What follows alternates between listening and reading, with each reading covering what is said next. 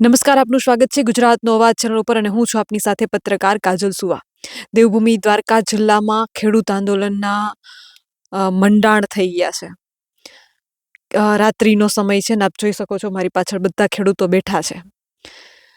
રાત્રિ દરમિયાન પણ આજે ખેડૂતોએ ચીમકી આપી હતી કે જો કામ બંધ નહીં થાય તો અમે આના ખેતરમાં દિવસ અને રાત બેસવાના છીએ. તમે જોઈ શકો છો નીચે ગાદલા આવી ગયા છે, બાજુમાં મંડપ આપને દેખાઈ રહ્યો છે અને નીચે ગાદલા પણ તમને દેખાઈ રહ્યા છે. પાથરણા પથરાઈ ગયા છે અને ખેડૂતો અહીંયા જ સુવાના છે. ખેડૂતોએ નક્કી કરી લીધું છે કે જે ગેસની પાઇપલાઇન પસાર થઈ રહી છે, જામનગર જિલ્લાના આશરે 3 જેટલા ગામો છે, દેવભૂમિ દ્વારકાના 29, એટલે ટોટલ 32 જેટલા ગામો આ ગેસ પાઇપલાઇનના કારણે અસરગ્રસ્ત છે. જીએસપીએલ કંપનીની પાઇપલાઇન અહીંથી પસાર થવાની છે. બાજુમાં જ એસઆર તમને દેખાતી હશે, કેમેરામેનને વિનંતી કરું સામે લાઇટિંગ બતાવે, એ એસઆર કંપની છે. અહીંથી માત્ર ને માત્ર જામનગરની એસઆર કંપની 5 કિલોમીટર જેટલી દૂર છે. તો અહીંયા જમીનોના ભાવ લાખોમાં છે અને અત્યારે આપણે જ્યાં બેઠા છીએ ને એ ખેતર છે. આ દાતા ગામનું ખેતર છે. રાતનો સમય છે ને આ ખેતર કોરું નથી. આ ખેતરમાં 2 મહિનાની મગફળી છે. હવે ખેડૂતો ક્યાંય બહાર આંદોલન કરે તો સ્થિતિ કેવી થાય છે કે આંદોલન માટે પરમિશનો માંગવી પડે છે. તો ખેડૂતોએ નક્કી કર્યું કે અમારું પોતાનું જ ખેતર, અમે અહીંયા જ બેસવાના છીએ, અમારે કોઈની પરમિશન નથી લેવી, કાંઈ નહીં. એને 2 મંડપ અહીંયા લગાવી દીધા છે અને બધા ખેડૂતો અહીંયા ગાદલા પાથરી લીધા છે. ધીમો ધીમો વરસાદે આવે છે પણ ખેડૂતોની હિંમત મજબૂત છે, એ લડી લેવાના મૂડમાં છે. ત્યારે ખેડૂતોને આપણે સીધું પૂછીએ કે સવારનું એક તો જમ્યું નથી, હવે જમ્યું કે નહીં? ના, હજી સુધી જમવાનું મળ્યું નથી અને આપણે જમવામાં એટલું હમણાં 2-3 દિવસથી આપણે એવી કઈ જરૂર પણ નથી. જ્યાં સુધી ખેડૂતનું આંદોલન પૂરું ના થાય એટલે એમ નથી કેતો જમવાના નથી. નહીં, આ સરકાર હવે અમારે એવું કરે તો અમે જમવાના તો છે, ભરપેટ ભોજન લેવાના. સવારનો નાસ્તો હોય, બપોરનું જમણવાર હોય કે સાંજનું વારું હોય, એ તો અમે કરવાના છીએ. આ સરકારના લીધે અમે કોઈ ભૂખે મરવાના નથી. પણ હા, અમે આંદોલન જ્યાં સુધી અમારી માંગ પૂરી નહીં થાય ત્યાં સુધી અમારું આંદોલન શરૂ રહે. કેમ કે જો અમને બધાએ મૂકી દીધા છે, અત્યારે સરકાર અમારે સામું કોઈ નથી જોતી, પોલીસ પ્રોટેક્શન આપી દીધું છે અને જ્યાં અમે જે જગ્યાએ બેઠા છે ને અમારે પરમિશન જે તમે કીધું એવી રીતના લેવી નથી પડતી.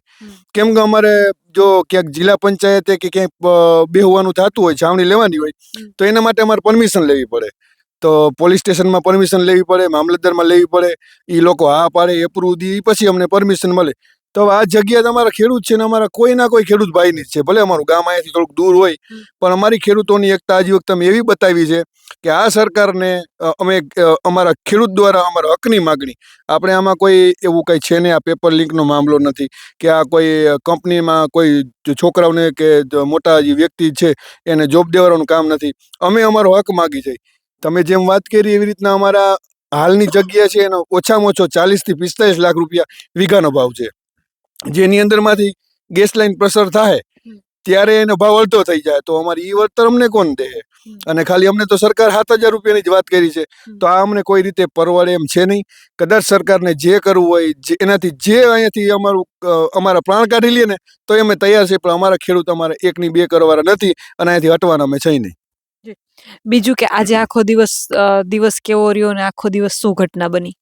બસ આખો દિવસ તો પેલા બપોરે 1:30 વાગ્યાના બધા અહીંયા આવી ગયા હતા, એટલે 1:30 થોડીક વાર હતી ત્યારના આવી ગયા. તો બસ ત્યારે આવીને જીસીબી ચાલુ હતું એટલે આવીને પેલા કામ બંધ કરાવ્યું. પછી એના વારાફરતી એના અધિકારી બધા આવ્યા, જીએસપીએલના અધિકારી આવ્યા. એના પછી દેવભૂમિ દ્વારકાના ખંભાળિયા તાલુકાના મામલતદારશ્રી આવ્યા, એને પણ અમે રજૂઆત કરી ને એને પણ અમારું સાંભળ્યું. પણ સાંભળીને અમને એવું કોઈ ખેડૂતને ના લાગ્યું કે આનું કોઈ રિઝલ્ટ આવશે. એ દરમિયાન 6 વાગે એ લોકો ગયા, 6:15 વાગે. 6:15 વાગ્યા પછી અમારા અહીંના મોટા માઠા ગામના સરપંચ લગદીશસિંહ એને નાસ્તા રૂપે બધા ખેડૂતોને ચવાણું ને પેડા ખવડાવ્યા ને નાસ્તાનું આયોજન કર્યું. બીજું કે પોલીસ સાથે, મામલતદાર સાહેબ સાથે અને કંપનીના અધિકારી સાથે આજે ખૂબ દલીલો તમે કરી છે. લગભગ 2-3 કલાક કન્ટિન્યુ દલીલો કરી ઉપરા ઉપર. તો શું જવાબ આપ્યો એને?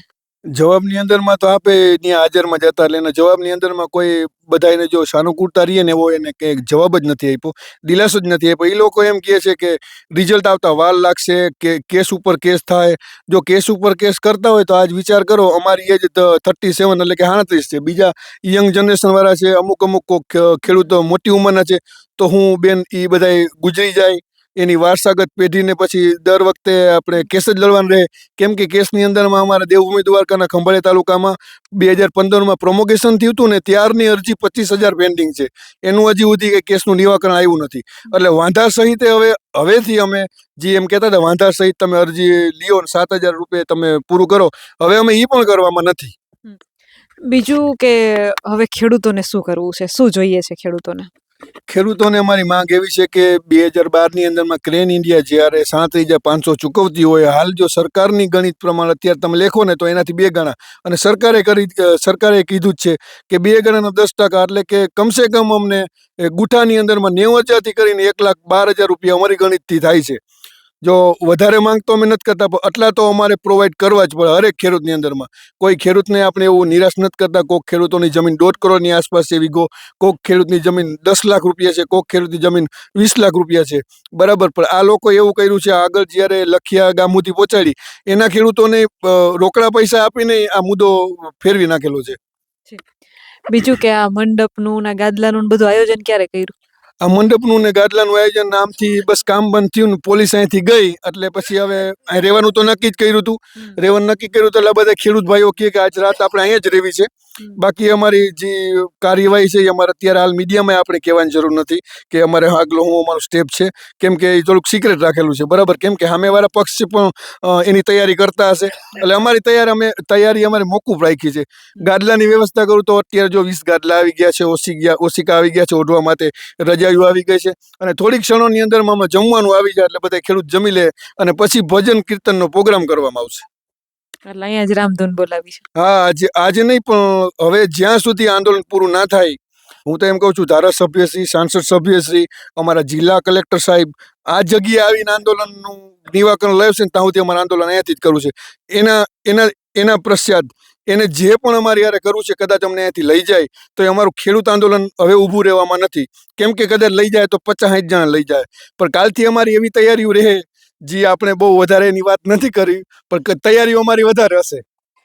એટલે જ્યાં સુધી તમારું નિરાકરણ ના આવે ત્યાં સુધી અહીંથી ઊભું થવાનું નથી.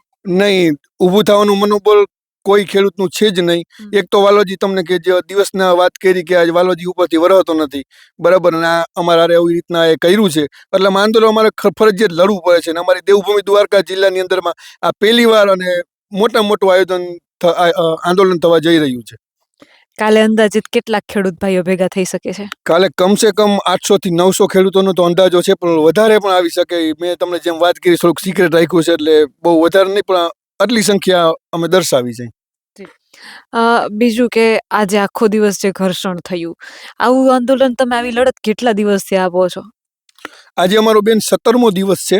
આ દરમિયાન હવે આંદોલન કરવાના અમે તનકવાર ભીડ્યા છે. એની અંદરમાં એક જીએસપીએલના અધિકારી અમારા પોલીસ પ્રોટેક્શન લઈને જ્યારે આવ્યા હતા તે વડાલે શહેરના પાટીએ બનાવ બન્યો હતો. એ દરમિયાન પછી 2 વાર કલેક્ટર ઓફિસે અમે રજૂઆત કરી, અને આજે અમે આંદોલન બાબતની અંદરમાં અમારો પહેલો દિવસ છે. આમ અમે સતત 17-18 દિવસથી આ બધાય ખેડૂત પોતાની જમીનનું વળતર હારું 17 દિવસથી લડી રહ્યા છે. આપ સાંભળ્યું કે ખેડૂતો અહીંયા જ હવે રામધૂન બોલાવવાના છે અને રાત્રિ રોકાણ પણ અહીંયા જ કરવાના છે, અને સવારે મોટી સંખ્યામાં જે ખેડૂતો આજે નથી પહોંચી શક્યા એ કાલે પહોંચવાના છે. બીજું કે મેં હમણાં જોયું કે જ્યાંથી જૂનો જે 15 વર્ષ પહેલાંનો સર્વે છે એનો ખાંભો અહીંથી 400 મીટર દૂર છે, અને નોટિસે ત્યાં ગઈ હશે એ ખેડૂતના ખેતરમાં, અને પાઇપલાઇન અહીંથી નીકળે છે. તો આવો કેવો અન્યાય! બેનજી, તમે ખાંભો જોયો, મેં જીએસપીના અધિકારીને બતાવ્યો, મામલતદારશ્રીને બતાવ્યો, પોલીસ કર્મીશ્રીને બતાવ્યો કે આમાં અમે ક્યાંય ખોટા હોય તો કયો. જ્યારે એ ખાંભાની અંદરમાં તમે પણ મીડિયામાં જોયેલું છે કે જીએસપીએલ કાયદેસર રીતના લખેલ છે. જો એનાથી કાયદા ફરી શકતા હોય, ત્યાંથી પોતે કાયદો ફેરવીને ત્યાંથી 400 મીટર આનીકો લઈ આવ્યા, તો 7,000 વળતર અમને શું કરવા ઓછું દેવું જોઈએ? એને જે ક્રેન ઇન્ડિયા દીધું એનાથી અમને 2 ગણું વળતર દેવું પડે. કેમ કે જીતુભાઈ વાઘાણીએ જે સમયે થાંભલા નીકળ્યા હમણાં 2 ગણું વળતર એની કોના ખેડૂતોને દેવરાયું છે વોટેવર જે પણ હોય આપણે ખબર નથી કયા ગામની અંદરમાં, પણ આવું આપ પત્રકાર છો, આપણે સાંભળ્યું છે કે 2 ગણું વળતર દેવરાયું, તો અમને અમારા હારે કેમ આવો અન્યાય કરે છે? કેમ કે ખાંભો 400 મીટર દૂર ખોલ્યો છે અને લાઈન અહીંયા કાઢે છે, તો અમારા હારે શું કામ આવો અન્યાય કરે છે? બીજું કે કંપનીના સાહેબ જે તમને સાંભળવા આવ્યા હતા એને શું કીધું? એ કંપનીના સાહેબ પટેલ સાહેબ નામ છે. હવે એનું તો મારે બહુ વધારે નામે નથી લેવું, કેમ કે અમારા ખેડૂતોને બધાને એ સાહેબથી નફરત છે. ખરેખર એનામાં સેલ્ફ ઈગો એટલો છે, એ ખુદ જાણે મોદી સાહેબે એને મોકલા હોય અને ખુદે કીધું હોય કે તારે જે રીતના રહેવું એ રીતના કામ કરજે. આપણે મીડિયા સમક્ષની અંદરમાં, અને અમારી પાસે ઘણા બધા વિડિયા છે, એની મુસ્કાન તમે જોજો. અમારા ખેડૂતોના બધાના મોઢા 4 વાગ્યા સુધીમાં અવળા થઈ ગયા હતા, તો એના મોઢાની અંદરમાં એવી મલક હતી કે અમે બધા બેઠા હતા ને તો અમારા ઉપર જોઈને હસતા હતા. એની આપણે રીલ્સ પણ બધી જગ્યાએ આપણે નાખેલી છે, પણ એનામાં એવું નથી લાગતું કાંઈ ફેર પડે. અને અમને ખબર છે કે આવતીકાલનો સમય બહુ આવતીકાલનો દિવસ અમારા ખેડૂત ભાઈઓ માટે બહુ ખરાબ જઈ શકે એવું અમને અત્યારથી એંધાણ થાય છે. બીજું કે પોલીસ, ખંભાળિયાની દ્વારકાની પોલીસ જે છે એ તમને સમર્થન સપોર્ટ આપે છે કે કઈ રીતના પોલીસનું વર્તન કેવું છે? ના, પોલીસે હજી સુધીમાં અમને કોઈને હેરાન નથી કર્યા, નથી ડિટેન કર્યા. કરે તો અમને કંઈ વાંધો નથી, કેમ કે પોલીસ છે એ પ્રજાની જ પોલીસ કહેવાય. કદાચ અમને અહીંયાથી લઈ જાય તો જમવાની, નાસ્તાની, ખાવા પીવાની વ્યવસ્થા એને જ કરવી પડે. સવારે અમને લઈ જાય તો સાંજે 6 વાગે સરકારના નિયમ અનુસાર અમને છોડવા પડે. અને પોલીસે અમારી હારે કોઈ ગેરવર્તન હજી સુધી કર્યું નથી. ચિઠ્ઠીના ચાકર તરીકે ઈ કામ કરે, એટલે અમે જઈ પહોંચી તો અમે કે અમે ચિઠ્ઠીના ચાકર છીએ, બરાબર. અમને પ્રોટેક્શન માગે છે, એટલા માટે અમે આવી જઈએ. બેન, એ મુદ્દાની અંદરમાં તમને વાત કરું, પોલીસ પ્રોટેક્શનની અંદરમાં એક પીઆઈના 13,000 રૂપિયા ચૂકવે છે જીએસપીએલ વાળા, બરાબર, એક દિવસના. પછી એની નીચે પીએસઆઈ છે, પીએસઆઈના 7,500 રૂપિયા ચૂકવે છે. પછી નીચે કોન્સ્ટેબલ છે એના 3500 રૂપિયા, અને લેડીઝ પોલીસ છે એના 5500 રૂપિયા. તો હું જીએસપીએલ વાળાને મેં રજૂઆત કરી કે તમે આ લોકોને ચૂકવો છો, 97 કિલોમીટર તમારે દૂર જવું છે, તો એ રૂપિયા કન્વર્ટ કરીને ખાલી એક ગુઠાના ખેડૂતને આપી દે તો એટલા રૂપિયા થઈ જાય, 80-90 રૂપિયા આરામથી થઈ જાય. તો એને શું કરો, ખોટો ખર્ચો કરવો જોઈએ? ને ખોટો ખર્ચો કરવા માટે એની પાસે પૈસા છે, પણ ખેડૂતોને દેવા માટે એની યાર અન્યાય કરવો જોઈએ એને. બીજું કે આપણે ગૃહમંત્રી એવું કહેતા, કાયદામાં રહેશો તો ફાયદામાં રહેશો. તો આમાંથી કોણે કાયદાનું ઉલ્લંઘન કર્યું છે? કાયદાનું ઉલ્લંઘન કર્યું છે કોણે? આમાંથી મોટા ભાગના ખેડૂતો એવા છે કે જેને નોટિસ નથી મળી, વળતરની યોગ્ય વાતચીત નથી થઈ. તો આ રીતે તમે ખેડૂતોના ખેતરમાં ઘૂસી આગળ તમે ચૂનો પાથરતા જાઓ, પાછળ તમારું જેસીબી હાલતું જાય, અને એટલી મગફળીને જે ટોરી નાખી છે, આખું ખેતર વેરણ શેરણ કરી નાખ્યું. 2 મહિનાની એવી કૂણી મગફળીના છોડ, એને આખી પથારી ફેરવી દીધી, એટલી ખરાબ હાલત કરી દીધી છે. ત્યારે દેવભૂમિ દ્વારકા જિલ્લામાં મેં પહેલાંય કીધું છે ને હજુય કહું છું, દેવભૂમિ દ્વારકા જિલ્લો એવો છે કે ત્યાં આંદોલનો આમ દરરોજ નથી થતા. અને આજે બહુ નવીન વાત છે કે દેવભૂમિ દ્વારકામાં ખેડૂતો આંદોલન ઉપર બેઠા ને એ રાત્રિ દરમિયાન હજી બેઠા છે, કે એને ઊભું થવું જ નથી.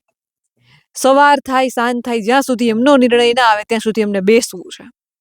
પણ આંદોલન કરવા માટે તમે એને મજબૂર કર્યા છે. એ સ્વયંભૂ નથી આવ્યા, મજબૂરીમાં આવ્યા છે. એને શોખ નથી આંદોલન કરવાનો. આજે ખેડૂતોની તકલીફ અને ઉપરથી આછો વરસાદે વરસે છે. એમણે 2 માંડવા ખોડી દીધા છે. ગુજરાતમાં આંદોલનો તો ઘણા બધા જોયા છે, પણ દેવભૂમિ દ્વારકામાં, કેમ કે મારો જિલ્લો છે, મને બહુ નવીન લાગે છે આજે. કેમ કે આ વિસ્તારમાં સપ્તાહો, ધર્મના કાર્યો, આવું બધું બહુ થાય, પણ આંદોલનો નથી થતા એટલા બધા. અને બીજું એક, આપણો ખેડૂતની દીકરી છું, તમે બધા બહેનો માનો છો, મને બેન માનો છો, તો એક ધ્યાન એ પણ દોરું છું કે આપણામાં સંગઠિતતા નથી, આપણામાં એકતા નથી. આપણે જ્યાં ખડે પગે રહેવું જોઈએ, એક ખેડૂતનો મેસેજ આવે વોટ્સએપ કોલમાં કે ભાઈ જરૂર છે, તો ટોળા કેમ નથી ઉમટતા?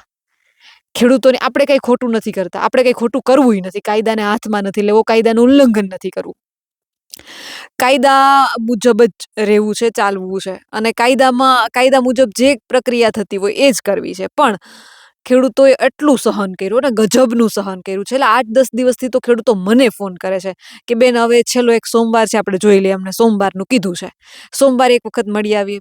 સોમવારે બિચારા મળવા ગયા, એમ છતાંય 2 દિવસ પાછી રાહ જોઈ કે હજી 4 વાગ્યાનું કહેતા હતા બેન, એક વખત 4 વાગ્યાની રાહ જોઈ લઈએ. અને આજે અંતે મારે આવવું પડ્યું એટલા માટે કારણ કે ખેડૂતો કેટલાય છેલ્લા બે અઢી મહિનાથી હેરાન થાય, રસ્તા ઉપર એમને રોયકા એક વખત એ વિડીયા પણ જોયા. અને બીજું એ ખાસ ધ્યાન પણ દોરું છું કે આજે વિપક્ષ જે બંને પાર્ટીએ સમજદારી દાખવી છે, આપ અને કોંગ્રેસ બંનેએ. પાલભાઈ આંબલિયા અહીંયા આવ્યા અને આપમાંથી પણ રામભાઈ અને બધા ખંભાળિયાના જે નેતા હતા એ બધા અહીંયા આવ્યા હતા. તો એ બધાને જ્યારે ખેડૂતોએ કીધું કે આજે અમને અમારી રીતે, કેમ કે અમે નથી ઈચ્છતા કે અમારો મુદ્દો ડાયવર્ટ થાય, તો આજે અમને અમારી રીતે બિન રાજકીય લડવા દો. તો પાલભાઈ અને રામભાઈ એ લોકો જે આપમાંથી અને કોંગ્રેસમાંથી હતા એ સેઢે દૂર ઊભા. આ એની માણસાઈ છે જે ખરેખર બિરદાવવા જેવી છે. એટલા માટે હું કહું છું કે એ ખુદ પણ ઈચ્છે છે કે જો ખેડૂતોના પ્રશ્નોનું નિરાકરણ આવતું હોય તો આમાં રાજકારણ નથી લઈ આવવું. પાલભાઈ ઘણા ટાઈમથી આ મુદ્દે લડત આપે છે, કચ્છથી લઈને ગુજરાતના ખૂણે ખૂણે એને લડત પણ આપી છે. ત્યારે હવે જોવાનું એ રહ્યું કે આ તંત્રના પેટનું પાણી ક્યારે હલે છે. આજે આખી રાત્રિ દરમિયાન કોઈને ન ખબર હોય તો જોઈ લેજો, અહીંયા ગાદલા ઉપર બેઠી છું, આ બધા જ ખેડૂતો આ જ ખેતરમાં, અહીંયા નીચે મગફળી એ તમને દેખાતી હશે, આ મગફળીવાળા ખેતરમાં બધા ખેડૂતો અહીં રાત્રિ રોકાણ કરવાના છે. આખી રાત અહીંયા જ રહેવાના છે. તમે ભલે એસી વાળી ઓફિસમાં સુવાના હો, તમે ભલે આરામથી નીંદર કરવાના હો, પણ આ ખુલ્લા પટમાં વરસાદ ઉપર અને જીવજંતનો એટલો ડર, કેમ કે ગરમીએ છે અને વરસાદનો થોડીક મોસમે છે, તો આ જીવના જોખમે ખેડૂતો અહીંયા ખુલ્લા પટમાં ગાદલામાં સુવા માટે મજબૂર થયા છે. કોના કારણે? તંત્રના પાપે. અને એવી રીતે વાત કરીએ ને, કાયદામાં રહેશો તો ફાયદામાં રહેશો, તો કાયદો માત્ર ખેડૂતો માટે જ કેમ? કંપનીઓ માટે કેમ કાયદો લાગુ નથી પડતો? કેમ કે જો કંપનીઓને કાયદો લાગુ પડતો હોય તો નોટિસ વગર આ રીતે ખેડૂતના ખેતરમાં ઘૂસી અને કામગીરી કઈ રીતે થઈ શકે? તો કાયદો બધા માટે એક સમાન હોવો જોઈએ, અને કાયદો તો એક સમાન છે જ, પણ પાલન એક સમાન નથી થતું. આના વિશે તમારું શું કહેવું છે? તમારા મંતવ્ય કમેન્ટ કરીને જરૂરથી જણાવજો. કેમેરામેન રાજ પરમાર સાથે હું પત્રકાર કાજલ સુબા. આપ જોઈ રહ્યા હતા ગુજરાતનો અવાજ, દેવભૂમિ દ્વારકા જિલ્લાના ખંભાળિયા તાલુકાના દાતા ગામથી.